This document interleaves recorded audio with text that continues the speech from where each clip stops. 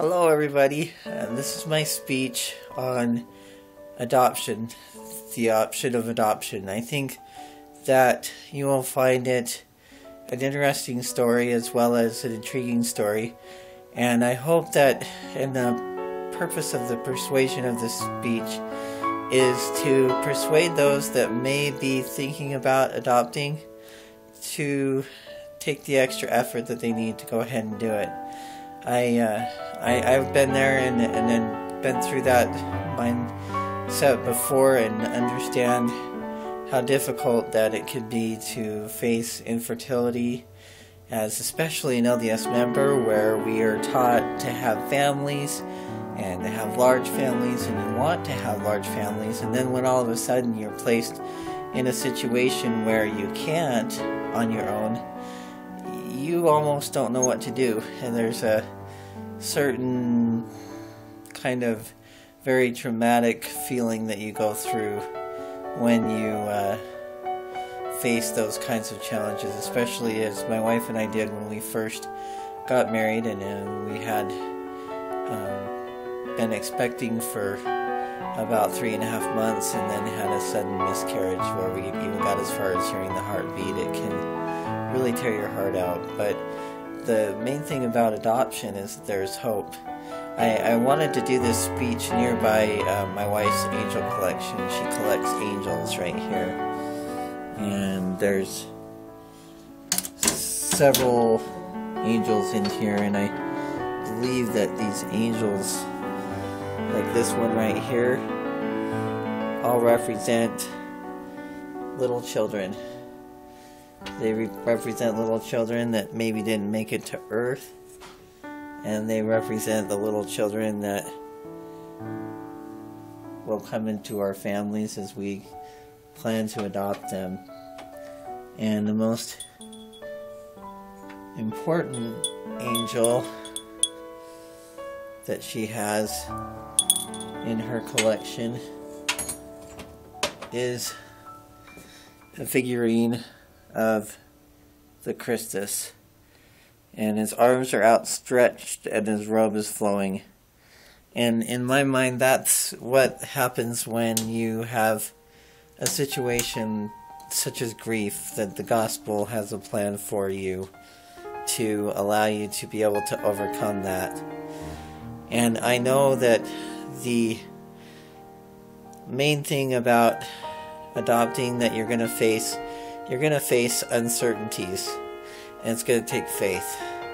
For those of you that are afraid of uncertainties and afraid of faith, there's also over here, I have a picture on the wall, and it's, if you can see that, it's a picture of a temple, the Salt Lake Temple, and that happens to be the temple that we were sealed to our son in. And the temple represents to me where your eternal families are going to be sealed, and for me it also represented a finalization of a long adoption process that you didn't know what was going to happen, but when you went to the temple, you knew that everything was going to be okay.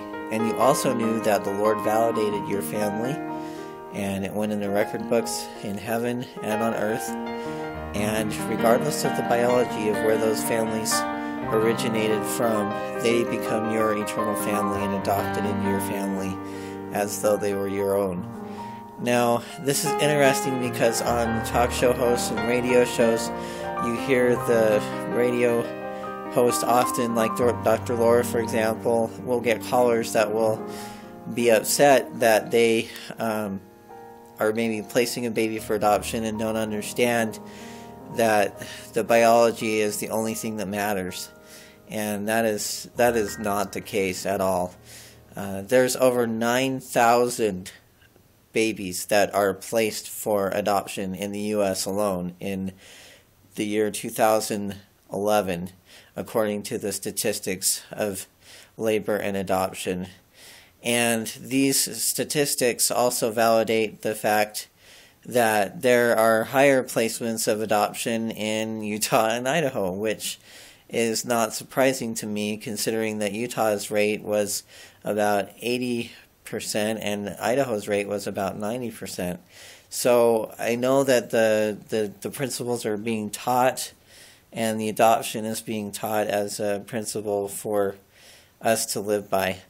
And I know that BYU Idaho is definitely a place where we can discuss this openly and not worry about our views on these things. And I can understand the viewpoint that some of you might have. You know, maybe you just decide that you would rather have a dog, or that's fine. Whatever you feel is best for you, it must be sought out through prayer. But again, I know that through the process of adoption, we are able to make choices that will help us to find the joy and happiness. It is the plan of happiness that we are to find the plan of happiness for ourselves, and the Lord will help us to do that. Today also happens to be our son's 9th birthday, so it's of special significance to me to be doing this speech today. And there are, I believe, several hundred LDS family services. I couldn't get an exact number on that as I looked it up throughout the United States. They will have you to have a minimal investment based upon a % of your income, kind of almost like the tithe is. It's like about a 10% basic subsidy fee of your total income from your last year's tax return. So if you maybe have had a low year that year, it might be a good year to do it. We had a really good deal when we went in for the adoption process with our son, and it was also reimbursed by our amenity credit. If you don't know what the term amenity credit is, a lot of your health insurance programs will actually have a program where they will pay you a portion back. They will give you a certain portion of, like, as an example, maybe $3,000 benefit in your insurance. You pay it out front, and then you get a reimbursement check for that amount. And that is great. The other benefits are there's no labor pains, there's no weight gain, and best of all, you do get the baby usually at a day old. If you want to go for an older adoption, you can do that. They also have non-disclosed or private adoptions. We actually met the birth parents. They don't require you to do that, but you can do that as part of the birth process. It helps them to solidify in their minds that you're the right choice for them. And the process is different for each family. Resource to go to is ldsfamilyservices.com.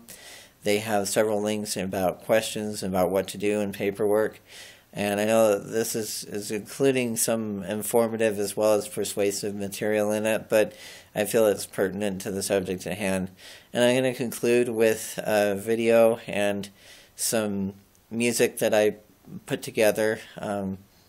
Wrote the music and put together the video. It's a video about my own family, and I hope you enjoy that as an ending to this speech. And I hope that it will give you an opportunity to think about possibly adopting in your own life.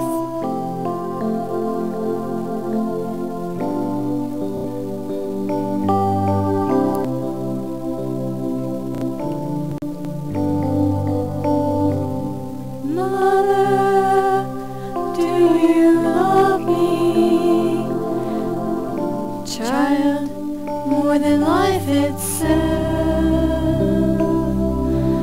Mother, did you want me? Child, more than you'll ever know. Mother, can I tell you I still love you? Child, those are words I want to hear.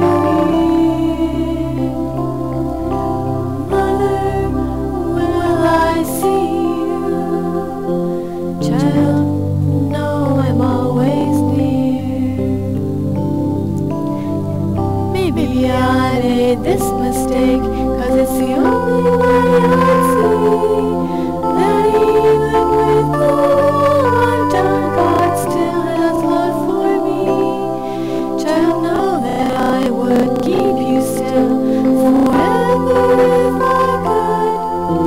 It is the